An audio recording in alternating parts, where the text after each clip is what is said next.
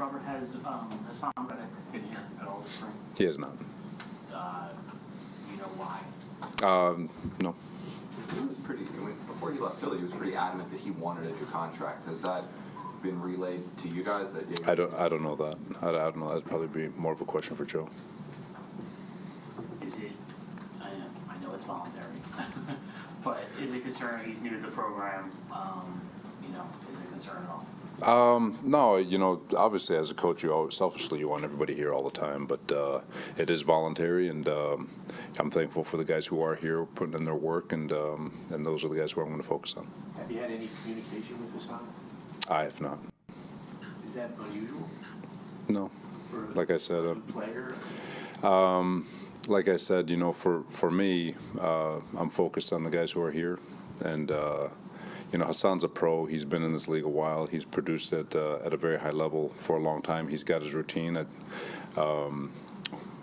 If it makes people feel better, we know where he's at. We know what he's doing, and we know he's working his tail off to get where he needs to get to have a productive 24 season. Do you expect to see him next week? I do. So, Matt, I want to get your thoughts on this first. What'd you think of Robert Saleh not having any contact with Haason Reddick? Yeah, that was interesting. That was my bigger takeaway point from that, is not having the contact with. And he goes to say, like, oh, we know where he is and he's working, which is good, I guess. I don't know. To me, this screams that he wants a new contract. That was kind of the rumblings when he was traded to the New York Jets, and then we were kind of debating whether the Jets should give him that new contract right now or if they wait to see how this year plays out. And it seems like he's kind of positioning himself to get a new deal. Supposedly last year sat out of OTAs for similar reasoning. So this is common for Haason Reddick. I'm not really concerned until we get to the mandatory stuff, which starts next week with mandatory minicamp. So if he's still holding out, if we'll say hold out in air quotes right now, next week, then yeah, we could talk about it as a legit concern, but I'm not quite there yet. Tigo, what about you? How you feeling about Haason Reddick and Coach Saleh not talking so far? I'll care if Coach Ulbrich comes out and says he's not talking to him.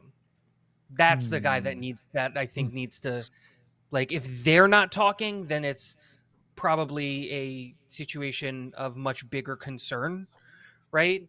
Coach Saleh not talking with Haason Reddick to me is kind of a non-issue, just because, like, it's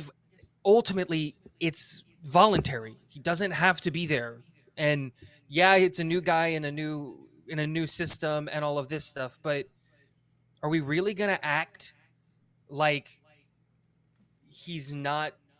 Like, we know what Haason Reddick is. We know how we're going to use him. The whole NFL knows how we're going to use him and how he fits into our offense. He knows that. The coaching staff, like, if he misses next week, and to correct what Matt said, not keeps the holdout going, but starts a holdout, because he's not holding out. It's a voluntary. Then it's a conversation point. But him not being there, I'm not all that concerned, especially how much extra work or how much benefit is he going to get from running drills with no pads on?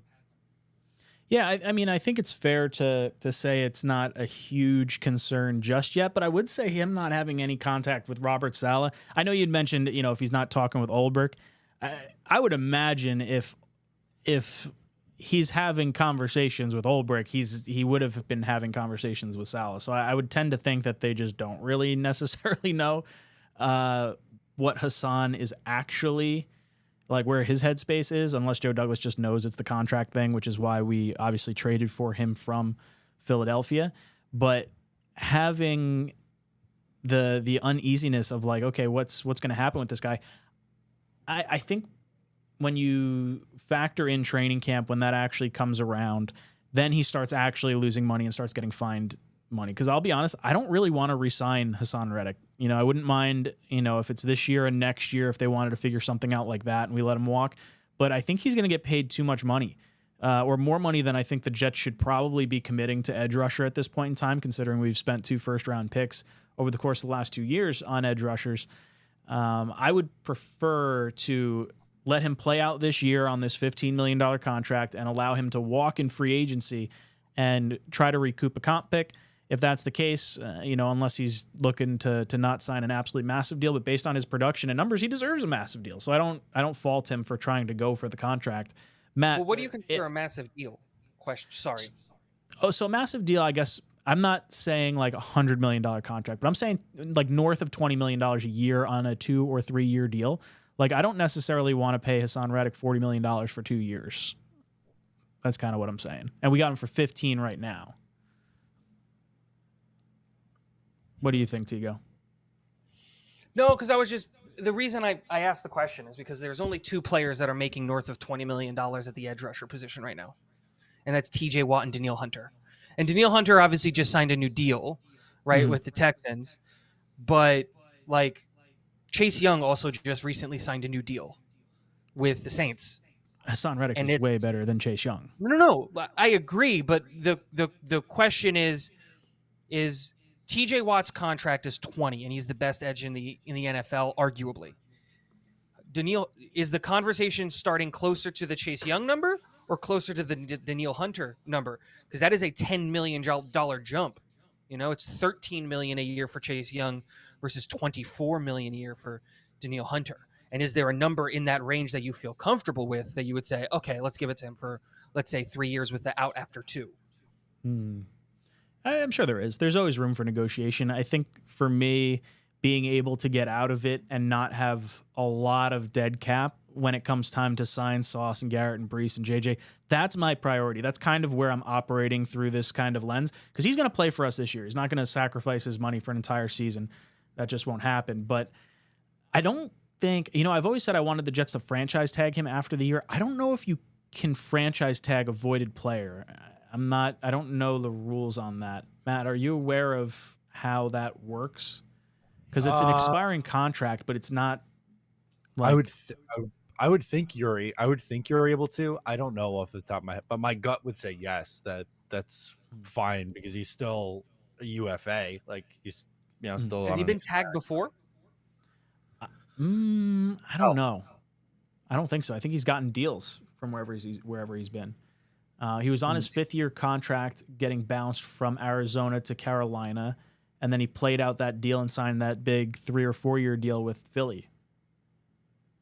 I'm pretty sure because that was 3 years, $45 million, I think. 3 for 45. I think the Danielle Hunter contract is a good comparison for what Haason Reddick would get, which is 2 years for $49 million.